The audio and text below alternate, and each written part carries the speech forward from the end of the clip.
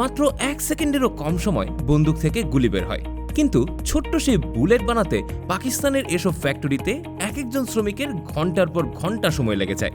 চলুন টেক ইনসাইডের আজকের পর্বে দেখে নেওয়া যাক কিভাবে এক টুকরো পিতল দিয়ে পাকিস্তানের মানুষেরা নিজ হাতে অত্যন্ত যত্ন সহকারে এক একটা বুলেট বানায়।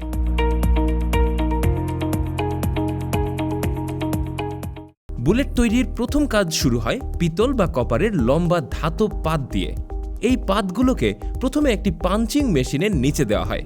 এই মেশিনটি প্রচণ্ড চাপে পাত থেকে গোল গোল চাকতি কেটে বের করে নেয়, যা দেখতে অনেকটা পিতলের পয়সার মতো মনে হয়। এই চাকতিগুলোই পরবর্তীতে বুলেটের বাইরের খোলস বা কেসিং হিসেবে কাজ করবে।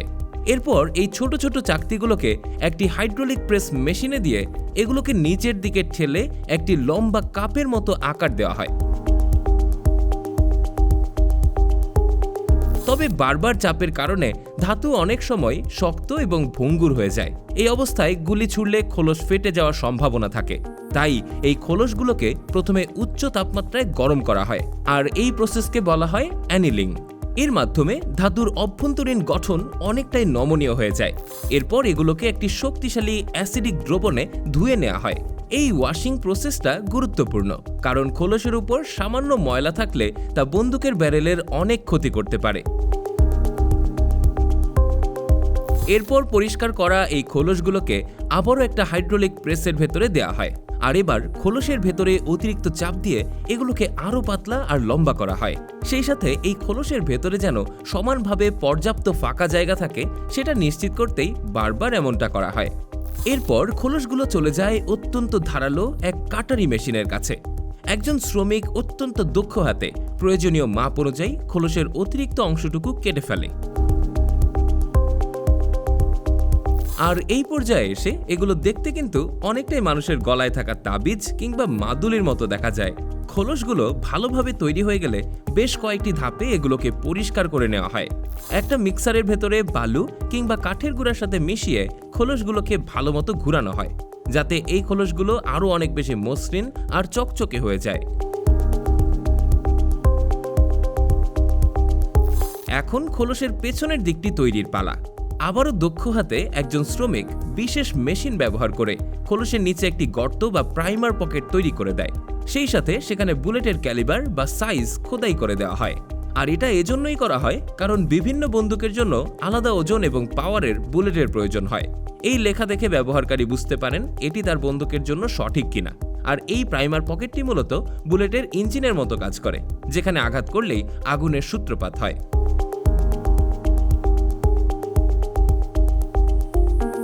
আর এরপর শুরু হয় অত্যন্ত সংবেদনশীল ধাপ।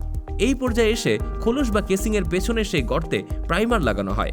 প্রাইমার হলো একটা ছোট ক্যাপ যাতে সংবেদনশীল বিস্ফোরক থাকে। এক একজন শ্রমিক অত্যন্ত দক্ষতার সাথে প্রতিটা খোলসের পেছনে এভাবেই মেশিনের মাধ্যমে প্রাইমার সেট করে দেয়। এবার নজর দেওয়া যাক বুলেটের সামনের সেই অংশটির দিকে, যেটি মূলত লক্ষ্যবস্তুতে আঘাত করে।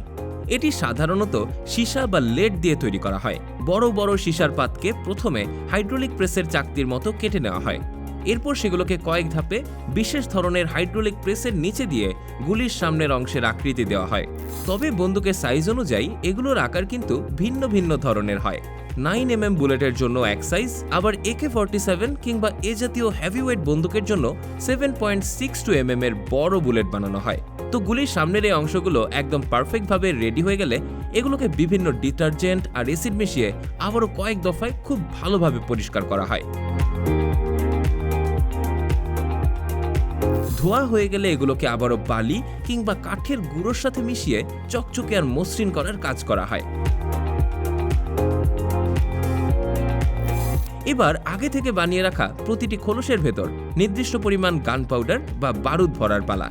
এভাবেই ছাঁচের ভেতর সাজিয়ে রাখা প্রতিটি খোলসে সবুজ রঙের গান পাউডার নির্দিষ্ট পরিমাণ অনুযায়ী ঢুকিয়ে দেওয়া হয়। এই কাজটি অত্যন্ত ধৈর্য আর সতর্কতার সাথে করতে হয়। এরপর বালুদ ভর্তি খোলসের উপর সীসার তৈরি সেই বুলেটের মাথাটি বসিয়ে দেওয়া হয়। এখানে একটি হ্যান্ড প্রেসিং মেশিন ব্যবহার করে প্রচণ্ড চাপ দিয়ে মাথাটিকে খোলসের সাথে একদম বায়ুরোধী করে আটকে দেওয়া হয়। আর এই প্রক্রিয়াটি যদি ঠিকমতো না হয় তবে আর্দ্রতা ঢুকে বারুদ নষ্ট হয়ে যেতে পারে, অথবা ফায়ারিংয়ের সময় বুলেটের মাথাটি ভেতরে ঢুকে গিয়ে যে কোনো দুর্ঘটনা ঘটাতে পারে।